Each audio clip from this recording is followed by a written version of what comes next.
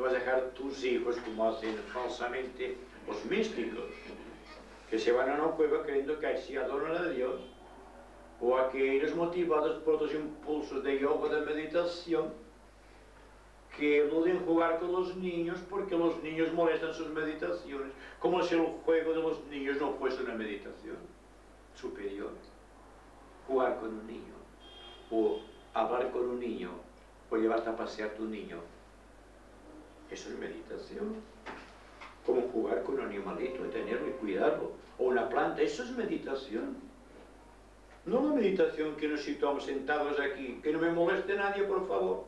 Y estamos 10, 20 minutos buscando no sé qué.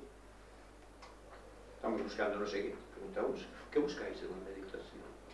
En cambio, cuando estáis en la calle, recreándoos o en el campo, un pajarillo que pasa, una nube que veis a lo lejos que va cambiando de colores, el viento que cuando pasa como brisa sobre los árboles. Esto es meditación. Estad atentos a esto. Es la técnica de la nueva era. O ver un cuadro. O ver un cuadro, o ver una persona y conversar con aquella persona, dar aliento a aquella persona, comprender sus motivaciones, sean las que fuesen. Que bien que en el fondo no hay ningún mal. En el fondo no hay ningún mal. Sino que la persona se puede equivocar por inexperiencia, no por maldad. Esa es la base, saber esas cosas. Vicente, los tres elementales, el físico, el astral y el mental, bueno, el ser humano los tiene que redimir, ¿no? Pero con el tiempo, cuando ese hombre sea logos, ese elemental físico, ese astral y ese mental, ¿serán grandes arcángeles y serán sus planos? Supongamos que sí. Supongamos que sea así. Yo no digo que sea así, pero vamos a poner esta hipótesis. Cuando una persona llega en cierto momento de su vida y se da cuenta que sus tres cuerpos, el cuerpo físico, el cuerpo emocional y el cuerpo mental, no son simples cuerpos, sino que son entidades. Entidades que centralizan una serie de compuestos moleculares creando un organismo. Y que nosotros tenemos el deber de redimir todo este complejo, estos millones y millones de vidas en el cuerpo físico, en el cuerpo astral y en el cuerpo mental.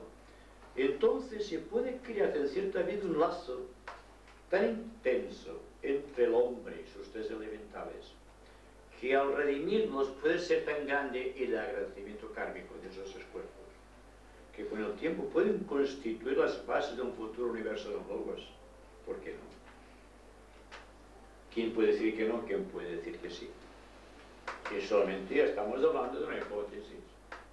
¿Sabéis que nuestro logos viene de un pasado anterior donde creó las bases de la personalidad humana? Un universo creado de acuerdo con ciertas motivaciones o aspiraciones de este logos, y que en este presente universo estamos evolucionando de acuerdo con otros arquetipos, con otras motivaciones logóicas,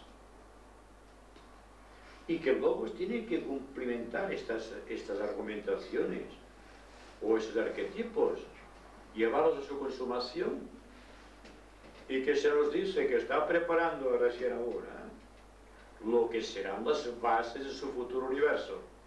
Significa que el logos se manifiesta también a través de tres cuerpos, ya en el físico hasta lo mental.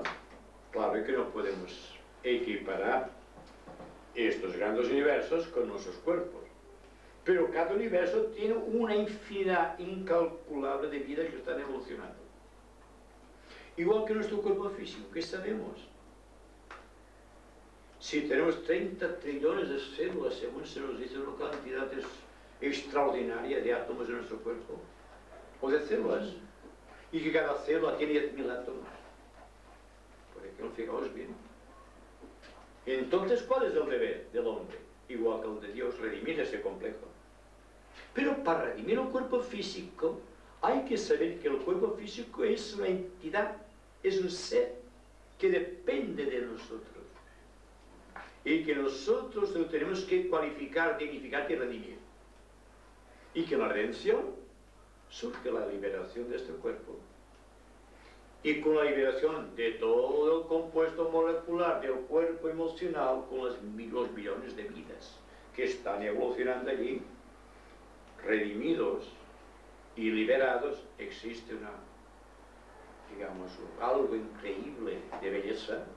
O si vamos a la mente y dignificamos, redimimos todo el compuesto mental con los millones y millones y millones de compuestos moleculares que constituyen un cuerpo mental, y que nosotros somos los señores de todos estos millones y millones de seres, y que no hacemos nada para redimirlos, no nos podemos llamar esotéricos. ¿Por qué? Primero, porque estos elementales constructores, estos señores que construyen nuestro cuerpo emocional y nuestro cuerpo físico, estas entidades, tienen sus tendencias naturales hacia el depósito gravitatorio del cual proceden la materia elemental física, la materia elemental astral y la materia elemental mental, o los depósitos de donde surgen todas esas energías. Y esos elementales tienen su tendencia. Y si el hombre no evita la tendencia hacia los depósitos gravitatorios de la sustancia, entonces nosotros nos sentimos en crisis. Porque por un lado tenemos el yo superior que nos está trayendo hacia arriba, y por otra parte tenemos los tres elementales que nos sitúan hacia abajo. Entonces el trabajo de regeneración es un deber social del hombre. Y todo cuando hablamos de la iniciación, estamos diciendo, por ejemplo, que en la primera iniciación el hombre ha redimido completamente su cuerpo físico. Es decir, que ha dignificado todos los trillones y trillones de células que están componiendo el cuerpo físico. Que en la segunda iniciación ha redimido todos los compuestos emocionales de su cuerpo astral. Y en la tercera iniciación ha redimido todos los compuestos del cuerpo mental. Y entonces Gaspar, Melchor y Baltasar, fijaos bien, están redimidos por el Cristo que ha nacido dentro. Sin embargo, ve cómo se equivocan todos. Y hacen de esas fiestas una tragicomedia, por decirlo de alguna manera. Siendo tan natural esto. Sabiendo que el elemental físico, Gaspar físico, Melchor emocional, y Baltasar, por ejemplo, mental, o al revés, como sea, pero solamente para el proceso. Con los padres, Padre, Madre, Virgen y San José, que son los padrinos. El niño que nace, que es la alma que encarna el cuerpo, que encarna la vida. Y que los presentes, el oro, el incienso y la mirra, son lo que le ofrecen los Reyes Magos al infante que nace, el alma humana. Y uno le da el cuerpo físico, y el otro cuerpo emocional, y el otro cuerpo mental. Y cuando llega la transfiguración, la tercera iniciación, Cristo se convierte en Moisés y Elías, la tríada espiritual. ¿Y quién está debajo durmiendo? Los tres discípulos, los tres cuerpos, Gaspar, Melchor y Baltasar redimidos. Y esto lo vemos y nadie lo enseña. Y una persona se pregunta, ¿por qué la religión enseña la verdad sobre todas estas cosas tan fáciles de comprender y de asimilar? Como por ejemplo decir a un niño, Dios Padre, Dios Hijo, Dios Espíritu Santo, es el mismo Dios, y el criatura sale un de la cabeza. Pero si al niño le dices, mira, Dios tiene mente, tiene corazón, su amor, voluntad, amor e inteligencia. Y tú, como también eres parte de Dios, tienes la mente que piensa, tienes el cuerpo emocional que siente el amor y tienes el cuerpo físico para desenvolverse. Tan fácil que es y tan complicado que lo hace la gente. Tiene que venir una persona simplificada, un redentor, que parezca estos puntos. Y que la persona llegue un momento en que dices, ¿verdad? Pues no veo, sí, yo soy el yo, tengo un cuerpo físico, un cuerpo mental y un cuerpo emocional, y sin embargo nunca pierdo la conciencia de que soy yo. ¿Dais cuenta? Dios es lo mismo que nosotros en un plano supremamente superior. Humildemente hay que reconocerlo. Pero, ¿cómo podemos comprender si no hacemos estas pequeñas comparaciones cósmicas? Buda se está preparando para ser logos. Bueno, entonces, un satélite, bueno, un planeta tiene su logos, un satélite también tiene su logos, un asteroide también tiene su logos. Primero hay que ser logos de un asteroide, ¿no? Sí. Luego, Suponte que dentro de un universo, vamos a suponer el nuestro, que es el que mejor conocemos, hay mucho que conocer todavía, pero lo que sabemos sobre nuestro logos significa lo mismo que para el hombre significa, por ejemplo, el órgano del corazón, el cerebro, o los pulmones, o los riñones. Dan la explicación de un astro mayor dentro del cuerpo físico. Y daos cuenta que dentro del cuerpo físico, que es una entidad, hay varias entidades que dependen de esa entidad. Por ejemplo, un asteroide, bueno, vamos a poner un centro mayor, el vaso, vamos a poner, con sus logos, regente. Y dentro del cuerpo hay el logos que rige el corazón, el logos que rige el cerebro, el logos que rige los pulmones con la respiración, el logos que rige la transformación, digamos, la digestión, de lo cual no nos preocupamos para nada nosotros. Fijaos bien qué misteriosa es la naturaleza. No nos preocupamos por la digestión y por la respiración, se hace solo. Porque hay cada entidad que tiene que, su deber es hacer esto. Bueno, logos, con todo su complejo de planetas sagrados, no sagrados, sus asteroides, sus pequeñas partículas diseminadas por todo su contorno social lógico. Su círculo no se pasa, todo está dentro, son entidades, logos planetarios en distintos órdenes de evolución. Igual que, por ejemplo, el logos del cerebro nuestro será más desarrollado que el logos, digamos, que rige, por ejemplo, las secreciones internas o las secreciones, por ejemplo, inferiores, ¿verdad? Entonces hay logos superiores como logos de Júpiter, por ejemplo, superior a nuestro logos de la Tierra, superior a Plutón, superior a Mercurio, superior a otros planetas. Tenemos a Venus que está más avanzada que la Tierra, el logos entonces es superior. Y sin embargo todo está encuadrado dentro del concierto universal. Todos son entidades, fijaos bien. El término que tenemos que utilizar de ahora en adelante, de acuerdo con las prescripciones astrálicas, es que todos son entidades. El agua son entidades, el aire son entidades, el sonido son entidades. Todo cuanto existe son entidades.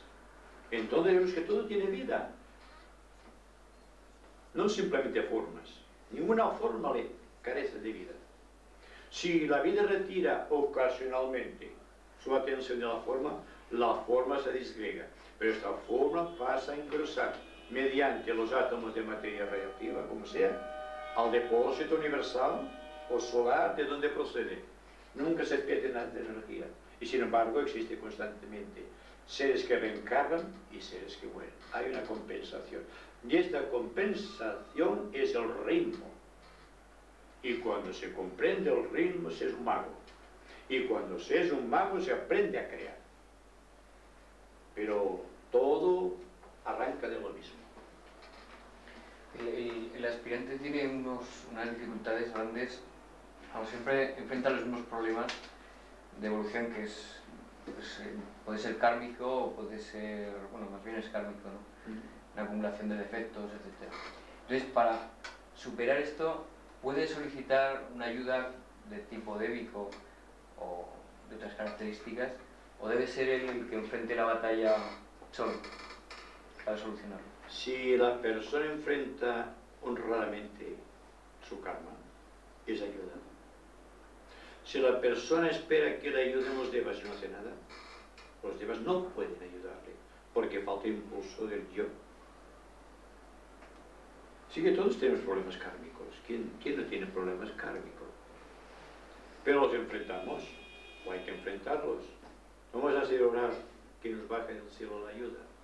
Y nosotros quedamos ahí parados, como hace el místico, que se refugia en una cueva y busca a Dios. ¿Cómo encontrar a Dios en una cueva?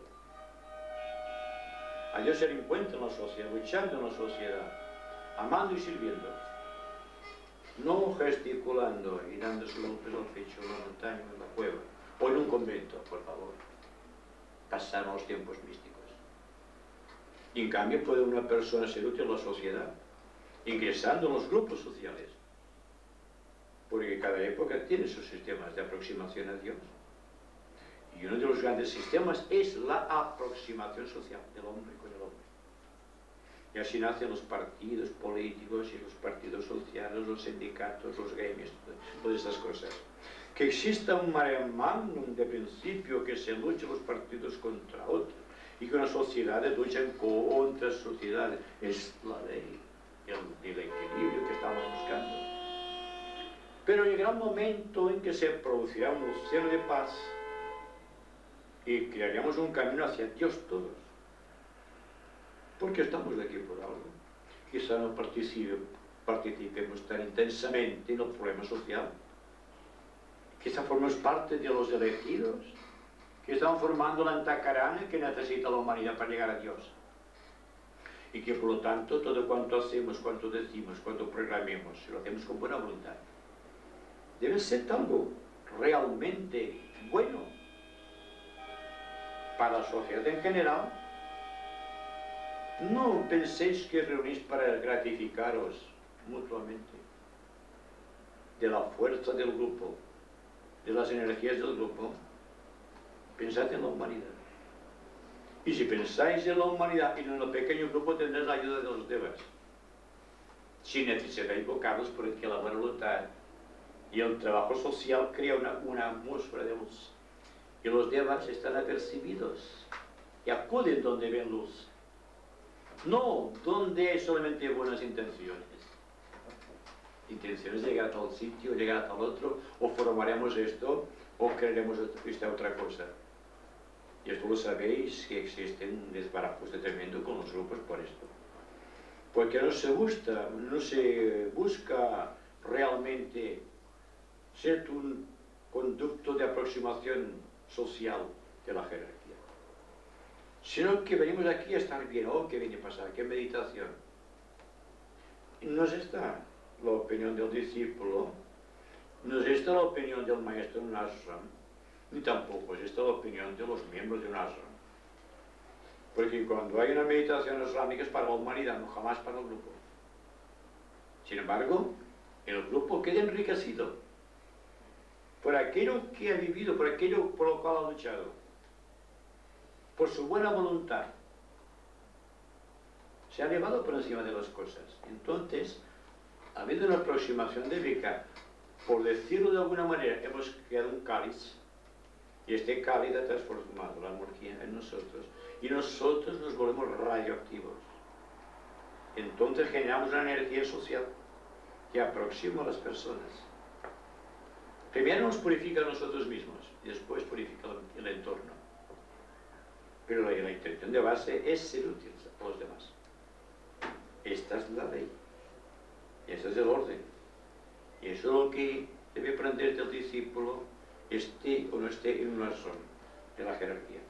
Conozca o no conozca al maestro, no sepa a lo mejor nada del maestro, pero que tenga buena voluntad y buenas intenciones de llegar a ser útil. De los dos grupos que funcionamos aquí en Zaragoza, bueno, de los dos, ¿deberíamos de hacer un esfuerzo por acercarnos o de momento es bueno seguir tal y como estamos? No se puede esforzar tú no para amar. El amor no es un esfuerzo. Así que mientras que estemos pensando en transformarnos nosotros para crear un grupo, se nos escapa el objetivo social del grupo. Pero si hay amor, estamos constituidos, estéis o no reunidos. Podéis estar juntos y sin embargo estar muy lejos el uno del otro. Hay que estar unidos, no simplemente estar juntos, hay que crear un grupo y estar juntos. Sí, me entiendes. Si hay buena voluntad, los grupos siempre serán o estarán unidos por simpatía vibratoria. La simpatía vibratoria de la buena voluntad. Eso es básico.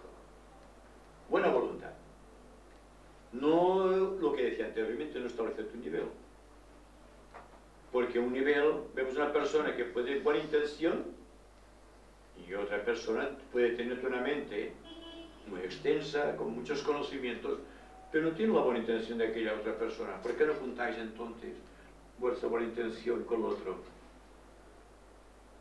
Con la rectitud de conciencia, por ejemplo, que nace cuando una cosa ha sido completamente analizada y se ve claramente el porqué. Porque lo que sucede con el grupo de Zaragoza sucede en todos los grupos. Hasta que no llegue un momento en que hay un equilibrio dentro de los grupos. Y yo digo que no puede haber equilibrio si no hay amor. Cuando hay amor existe un equilibrio. No hay que buscarlo como una técnica. Como digo, no se llega al amor por la técnica, el amor vive por sí mismo. Hay que descubrirlo y dejar que surja, sin establecer diferenciaciones. Si os amáis, yo creo que os amáis porque estáis todos aquí. Hay un amor aquí. Que lo que digo no puede llegar quizá al fondo de la cuestión en otras personas, quizá. Porque, por ejemplo, hay una selección rigurosa del maestro para los componentes de su ashram. Porque ante todo un maestro ve buena voluntad y un cierto tipo de comprensión mental. Y entonces ve que es una materia útil para el trabajo de servir los intereses sociales de la humanidad. Y entonces crea un camino en el ánimo del discípulo, porque hay materia para recibir el fuego de la divinidad. Y este discípulo va creciendo hasta que llega un momento que el maestro dice: ahora vas a penetrar conmigo en el ashram.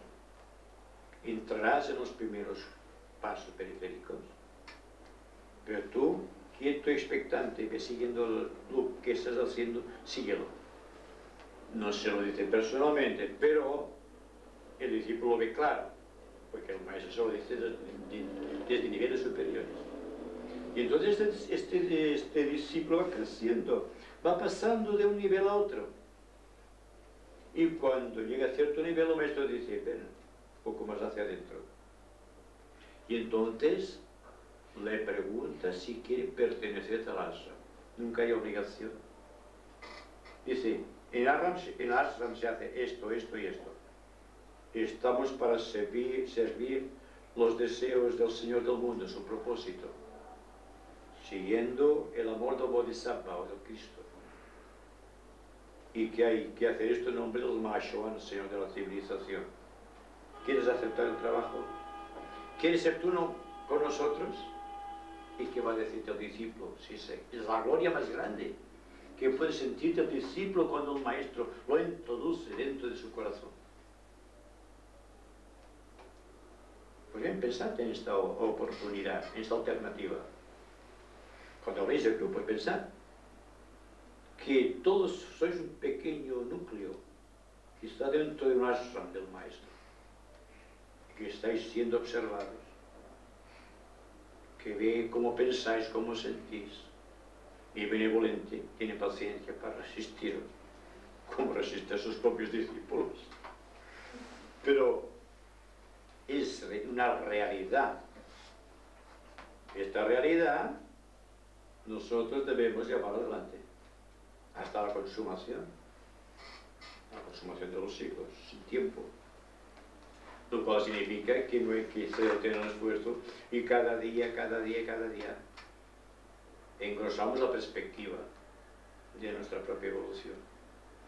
Nos hacemos creadores y con buena voluntad y la inteligencia más clara, porque nos ilumina la luz cósmica.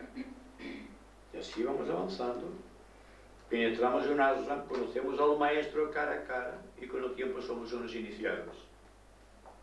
Y después de muchos kalpas, manvantras y eones, nos convertimos en logos. ¿Ya? Así, sencillo. Así, ya así de lejano. Eso es lejano, pero es una realidad que todos podemos comprender. Y que para llegar al final, para llegar a todo más alto, hay que seguir los pequeños pasos. Los pequeños pasos para vosotros y para todos es amaros mucho. Y esa afirmación que se dice de que para entrar en el ashram y que estar 7 años en silencio. ¿A qué se refiere exactamente? O sea, ¿qué consiste eso? Es que no hay que estar teniendo el ashram en silencio. El silencio debe observarse en el mundo físico. Porque en un ashram estás expectante porque está un maestro. Y nadie puede superar a un maestro en sabiduría. Por lo tanto, tienes que callar porque no tienes nada que decir. Estás en silencio. Estás estupefacto. Es expectante. ¿Qué va a decir? Ahora bien, 7 años de probación. Cuando el discípulo es probado, ¿cómo ejercita su palabra? Porque la palabra es un poder mágico. Y la palabra puede crear o puede destruir. O la conducta, o el pensamiento, que es una forma de palabra. O el deseo, que es una forma de decir cosas, de buscar cosas. Y todo ese proceso es un proceso que hay que seguir, porque es la ley. Así que es tan fácil todo. Y aunque es difícil de llegar a realizarlo, pero es fácil comprender el mecanismo. Lo que dice Paco, por ejemplo. Sí, ¿cómo podemos decir? Si lo hacéis con buena voluntad está bien. Si lo hacéis para crear una división está mal. Lógico. No para enjuiciar, sino para darse cuenta de una situación. Voy a hacer esto, no voy a hacer esto. No tiene importancia. El hacer o el no hacer no tiene importancia. Es la rectitud. Porque cuando hay rectitud siempre hacemos lo que debemos hacer o lo que no debemos hacer. Porque hacer es una forma de no hacer y no hacer es una forma de hacer. No sé si comprendéis la paradoja de la palabra. Yo pregunto una cosa. Yo siento que hay un grupo solo de Zaragoza. No siento que haya dos absoluto. Y creo que hay un grupo. Y a lo mejor hay personas que están en el grupo que incluso no están aquí. Exacto.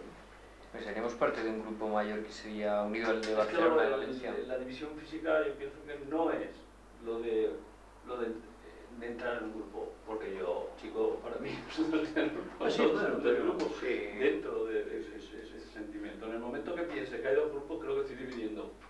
No sé cómo decirte. No es... O deben haber muchos. Creo que psíquicamente estaremos unidos con... Ahora es un buen Alfredo, una cosa también muy interesante.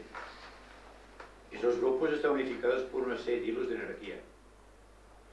Porque de la misma manera que existe en el cuerpo etérico los nadies, o esta red que crea el cuerpo etérico, que es la contraparte esotérica del sistema nervioso, Zaragoza, los grupos están unidos por una red. Vuestra red, sin daros cuenta, es objetiva. Podéis tener, objetivamente, en lo plano físico, ciertas diferencias. Pero en el nivel causal, en el nivel de las causas, estáis unidos. Así que, lo que decías tú se puede ampliar en ese sentido. No estáis separados nunca. ¿Visteis cómo se deshizo? Solamente con amor, lo de Valencia, que yo parecía una montaña. Se llevó a esa parte todo. No hay nada. Era un malentendido. Era un malentendido. Y es que de lo todo lo que que se hay en la sucede es un vida y dentro de la malentendido. persona. La personalidad. Pero la personalidad es un malentendido. También. Pero hablamos de causas y, por ejemplo, estamos unidos con el grupo de Barcelona, con el grupo de Valencia, con el grupo de Granada, con el grupo de Victoria, con el grupo de Dios sabe dónde. O con el mundo, con el grupo de Argentina, que hay muchos grupos allí. Y me doy cuenta que todos responden al mismo latido y al mismo corazón. Integrado en todo eso. Argentina digo lo mismo y comprende lo mismo y tiene sus pequeñas diferencias grupales como vosotros. ¿Pero se refieren solo al mismo maestro, los grupos? Bueno, cada maestro puede tener sus grupos diferentes, pero todos los maestros trabajan unidos por el mismo propósito, ¿verdad? Pero supongo que aquí el maestro es lo mismo de todos. Ahora que venga y diga, mi maestro ha dicho esto y por lo tanto hay que seguir esto. Cuidado, el juicio aquí. Uno se puede enjuiciar a sí mismo, no enjuiciar lo que hacen los demás. Dijiste que los de Barcelona, los de Valencia y los de Zaragoza quedamos de diferente radio. Comentaste esta vez última. Entonces es posible que tengamos diferente maestro. Supone que sea así.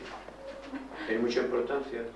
No, que no le da importancia, pero ya que ha El dicho rayo, Luis, sí, pero un rayo es algo más importante, porque un rayo afecta considerables porciones del planeta, no solamente una pequeña región. Si vamos a buscar, digamos, la totalidad de la influencia de lo que sucede en el mundo, vemos que todos son rayos que tienden a penetrar en el planeta y que nosotros ofrecemos resistencia. Un maestro con su tipo de rayo que penetra en un grupo. ¿Cómo penetrará? Si no hay resistencia, penetrará en un grupo. Todos los maestros trabajan por el mismo Señor. Y todos los señores planetarios trabajan por el Señor del campo solar. Estos son labradores de este campo. Que un labrador sea más eficaz que otro. Que uno conduzca un tractor y el otro tenga una sala todavía. Son obreros de Dios todos. ¿Verdad? Por lo tanto, depende de los maestros, depende de los discípulos, depende también del entorno social. Todo eso es interesante que lo sepamos. Y en un nivel más sencillo, también tenéis otro signo, Zaragoza, que Cataluña, y que Granada, etcétera. Cataluña tiene Escorpio, ¿no? Sí, y un poquito de Acuario, un poquito de Sol. O sea que también hay un poquito de Bueno, pero eso es limitado. Pero eso es muy limitado, bueno, pues Muy limitado. limitado. También nosotros todos somos limitados. Estamos hablando de un sistema, digamos, de captación de ideas universales. Sí. Pero se ve claro el proceso, porque la buena voluntad lo engloba todo, con la unidad de propósito de todos los maestros. Porque siempre estáis preparando para la iniciación todos, sin distinción. Están siendo observados muy atentamente por los grandes maestros. Porque la jerarquía está buscando desesperadamente elementos en los cuales puede depositar el testimonio de su amor, de su voluntad o de su inteligencia. Que hay que estar preparados. No hay que dormirse como las vírgenes se durmieron y apagaron las luces. Si habéis leído el libro, tiene cosas interesantes. Los evangelios. Si nos podemos apoyar en todo, porque todo tiene parte de la gran verdad. Ahora no podemos situarnos en el centro de una pequeña verdad y decir, aquí estoy en el centro del universo. Nos podemos equivocar. Porque el universo es un conjunto de pequeñas verdades. Es la gran verdad. La persona que decía, lanza la flecha y pasa por encima de las pequeñas verdades, busca la verdad esencial. Y esto es lo que estamos tratando de hacer. Yo quería decir que tampoco somos aquí todos del mismo rayo. Luego entonces, casi que... Es lo mismo. Es lo mismo. Ese significado. Pero seguramente que la mayoría de vosotros, yo incluido, estamos trabajando en la línea del maestro Kuthumi, A del maestro pesar tibetano. de que seamos de rayos diferentes. No importa. Estamos trabajando como almas. Como Como grupo egoico, trabajamos siempre de acuerdo con Cristo, digamos. decíamos que no coincidía siempre el rayo del alma con el rayo físico.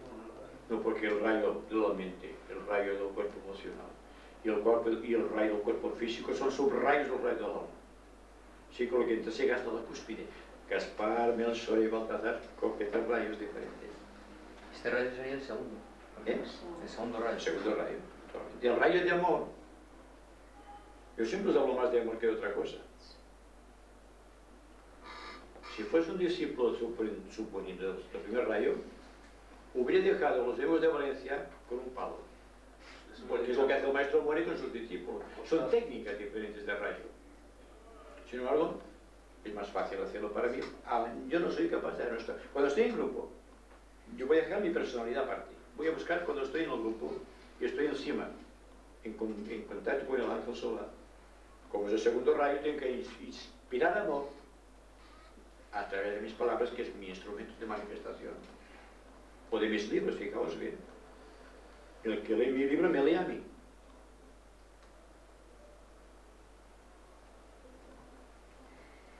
Las encarnaciones dicen que son 777.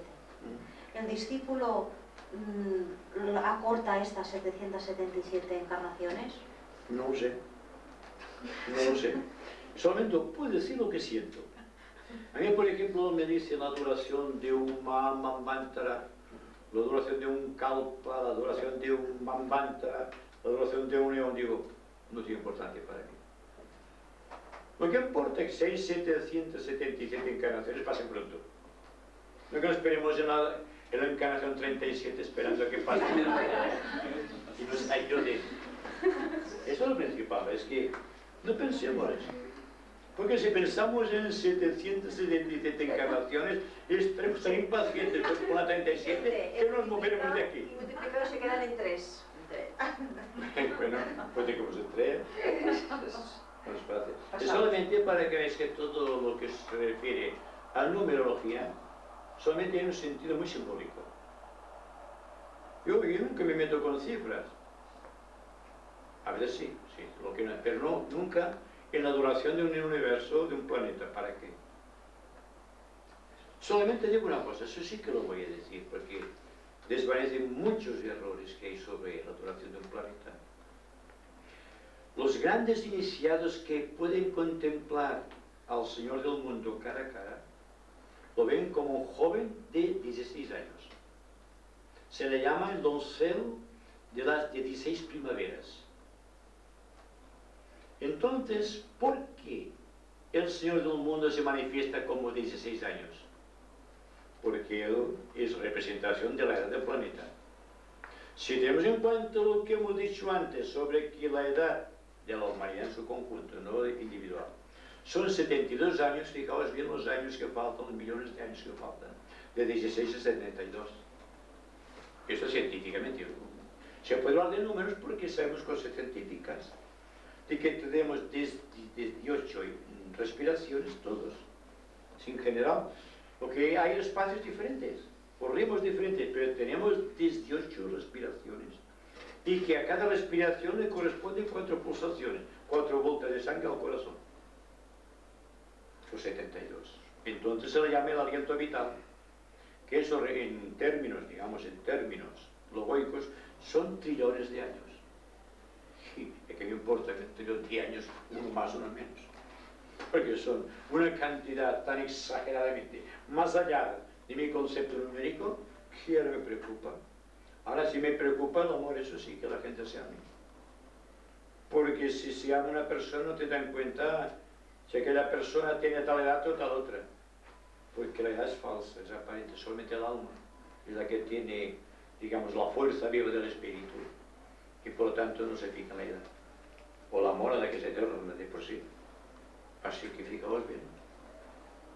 Nunca moriremos, aunque nazcamos y moramos muchas veces, siempre viviremos eternamente, hasta la consumación, no de los siglos, sino más allá de todo esto.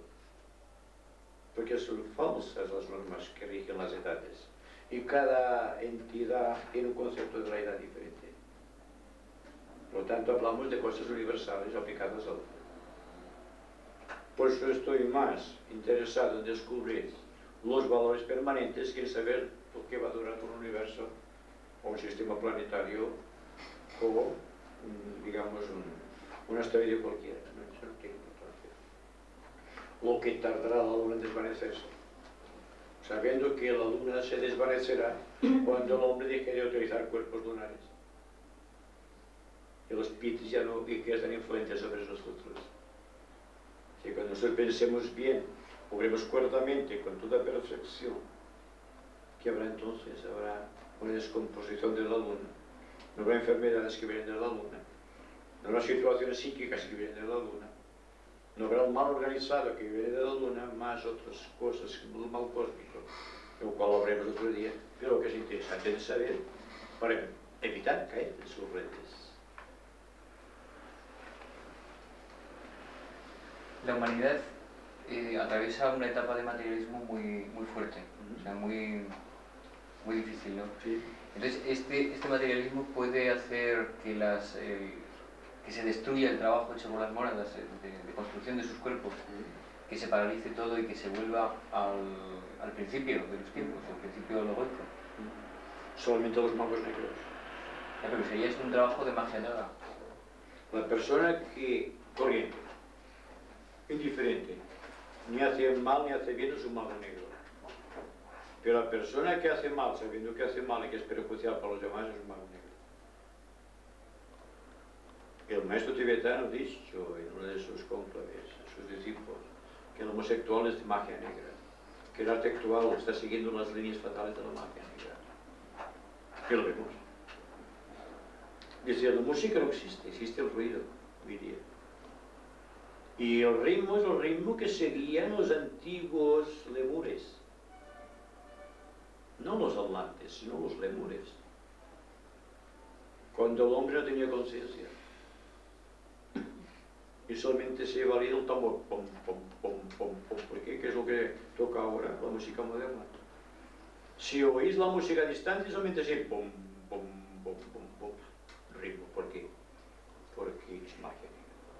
Es un retroceso de la música, en su sentido genérico.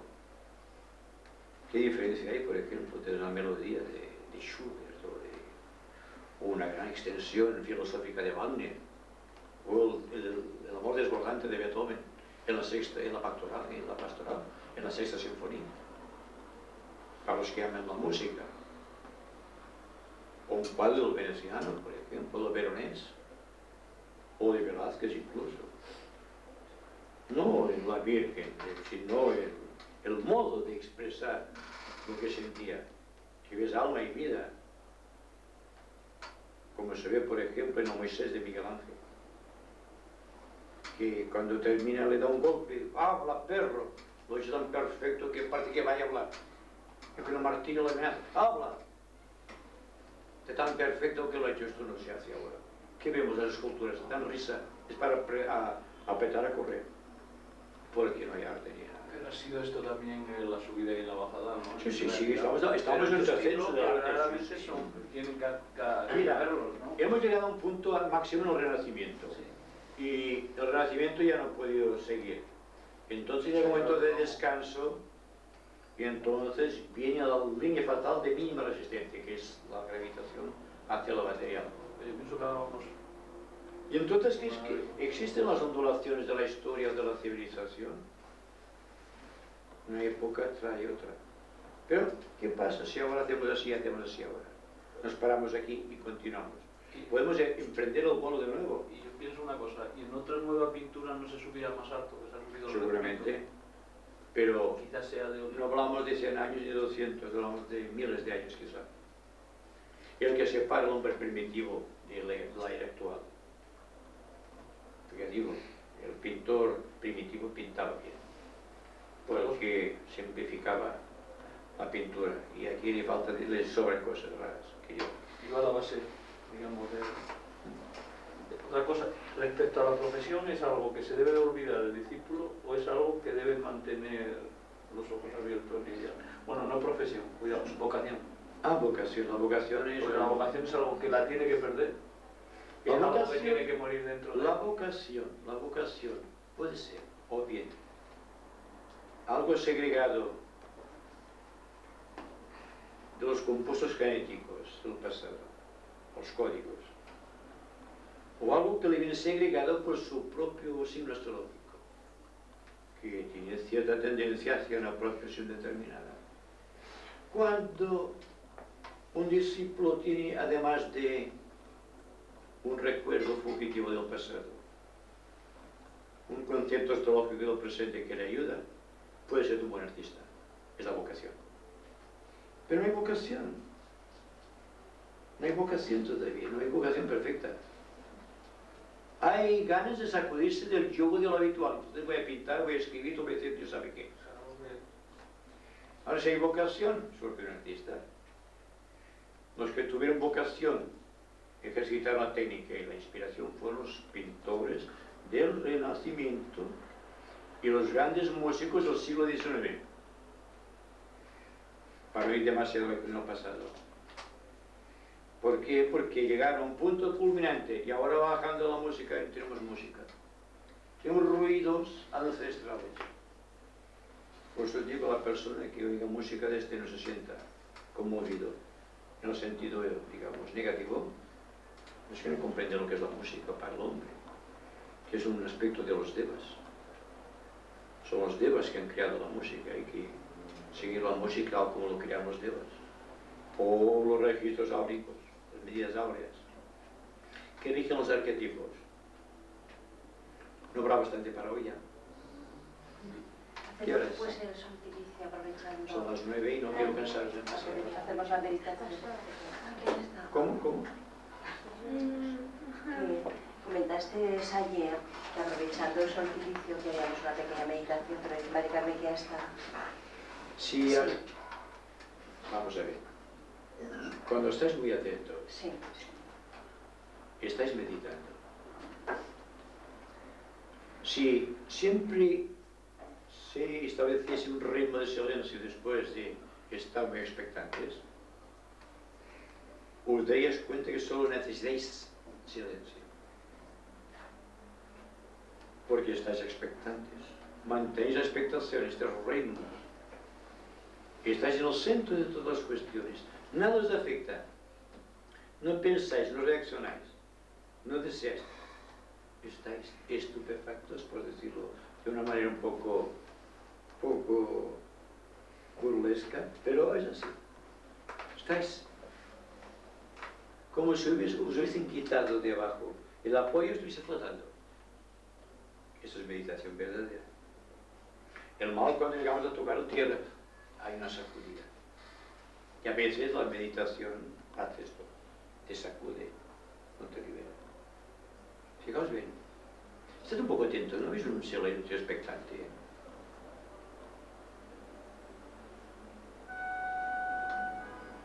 Esto que flota, esto es meditación. Esto no lo capta la máquina seguramente, porque es expectación.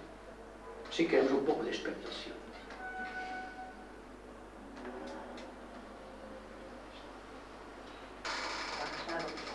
Quitar la luz es un poco expectantes. Exacto. Se muestra un poco, pero... Apago eso también. Quita y apago. No, está enciendo este aparato. Espera, da esa. Un momentito. Ya lo llena. Tienes una serie de energías que estáis introduciendo en vuestros cuerpos. Ya lo llena. Tienes una serie de energías que estáis introduciendo en vuestros cuerpos. Cada iniciación viene precedida de una gran soledad, cuanto más avanzada, más grande. Exacto. Además, la soledad, si tú la analizas psicológicamente, es un vacío. Un vacío que sientes dentro de ti.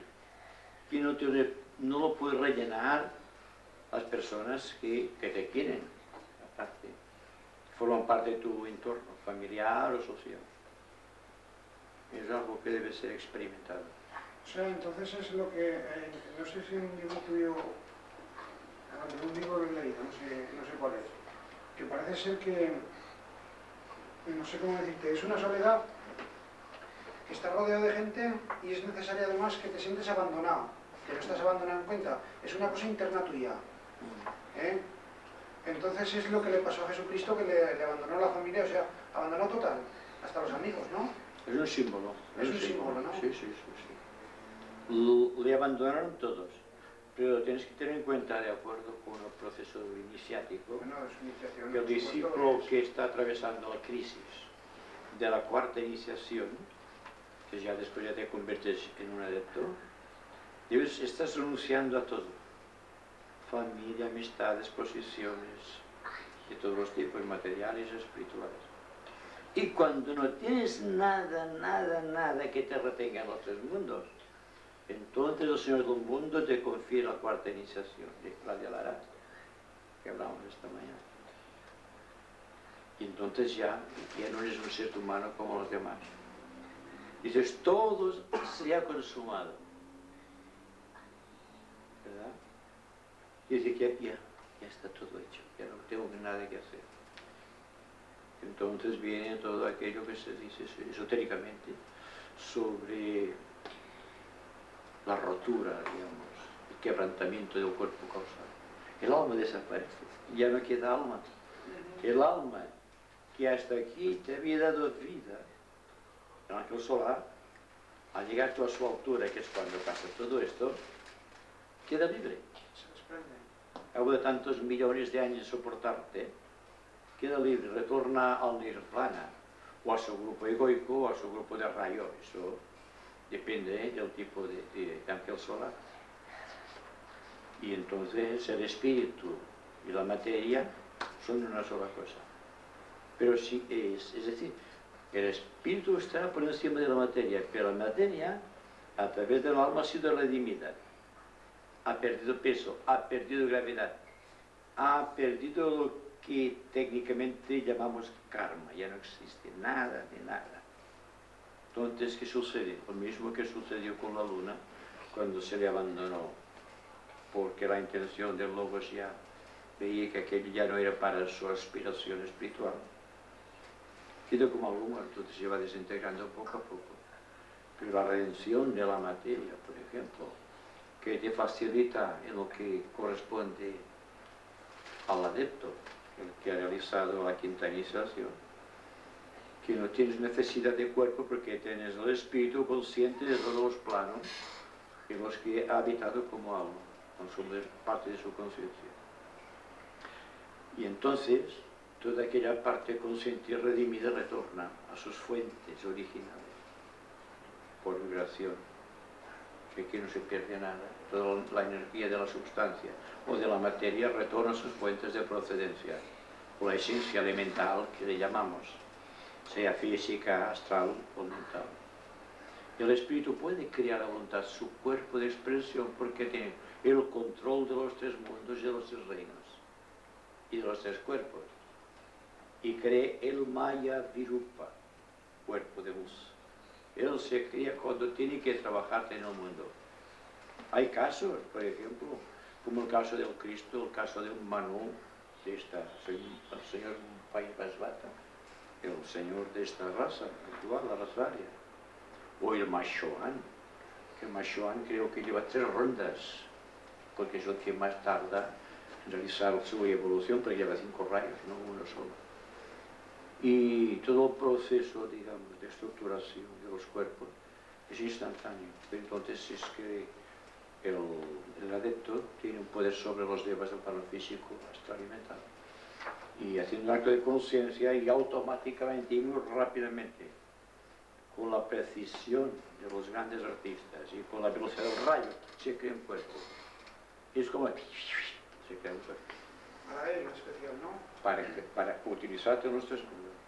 Tiene que ser fuerte porque las vibraciones son muy fuertes, ¿no? Tú le das la mano a un adepto que crea su cuerpo, tiene consistencia vital. Es sólido para ti. Pero basta que el maestro retire su atención del Maya Virupa del cuerpo y eso se desintegra completamente. Y cada átomo va a su lugar de procedencia. Como tiene un depósito, siempre tiene este poder del depósito de la energía. Oye Vicente, y cuando ya por ejemplo tú has hecho una cuarta iniciación, una persona determinada, y entonces se desprende el ángel solar, él se va a su sitio luego, a su destino, ¿no? Él sabe que ha cumplido su trabajo, tú por simpatía y agradecimiento puedes comunicarte con él algo internamente, esa gratitud simplemente. Mientras no estén los niveles cósmicos, sí. A una vez que ya se van los niveles cósmicos ya no puedes... Se crean unos lazos kármicos, ¿no? Porque están millones de años contigo, ¿eh? Porque desde que tuvimos la individualización, cuando la quinta subraza de la raza Lemur, cuando vinieron los ángeles solares del quinto plano cósmico para realizar su gran sacrificio de amor a la humanidad emergente, que todavía no eran seres humanos. Muchos tenían cuerpo físico, pero no eran hombres. Cuerpo físico humano, pero no eran hombres todavía. Eran aquellos grandes gigantes de los que nos habla la tradición. Y se llegaron a poner en su situación, llegaron a ponerse en contacto con la fuerza de la naturaleza. Entonces existe un poder sobrehumano que aglutina todas estas cosas. Pero es bonito de comprender que hay una misteriosa relación kármica entre un contacto que ha durado 15 o 18 millones de años, por ejemplo, son muchos años, entre el ángel solar y el ángel en encarnación, que no es la misma cosa. Daos cuenta que el ángel en encarnación, o el alma en encarnación, que somos nosotros, somos una chispa de la mónada. La mónada está en el plano monádico, Y desde allí, a través del Sutratma, te trae la vida a todos los planos, ¿verdad? Y esto es lo que hay que tratar de comprender para ver la distinción entre el ángel en encarnación, nosotros, y el ángel solar en su propio plano, el tercer nivel del plano mental, del plano abstracto, para comprender el misterio del triángulo que existe entre el átomo permanente mental, el alma en encarnación y el ángel solar. Hay una cara creado. Y cuando ese triángulo es equilátero perfecto, es cuando se realiza la ruptura del cuerpo causal, que es cuando Júpiter, Venus y la Tierra hacen una conjunción magnética en forma de triángulo equilátero, el mismo que produjo la llegada de los señores de la llama. Hoy vamos profundos, porque es interesante, porque muchas cosas no se escriben, están ahí. Se capta en un momento y dices, mira, ahora es interesante porque esto enlaza con esto que dijo tal y tal escritor esotérico. Y ves que en el fondo todos dicen lo mismo. Solamente hay, digamos, un distanciamiento en el modo de expresar, en el modo de opinar sobre aquel hecho. Es lo que decíamos antes, con la duración de un kalpa, de un eón, o de, yo sé, un Mahakalpa o Mahamantara, que es la duración de un sistema solar. A nosotros no nos importa demasiado que sean tantos millones de años, porque uno más, uno menos no tiene mucha importancia cuando son cantidades astronómicas de tiempo. Pero para los lobos viene a ser el tiempo que nosotros dedicamos a una vida física. Mahamantara.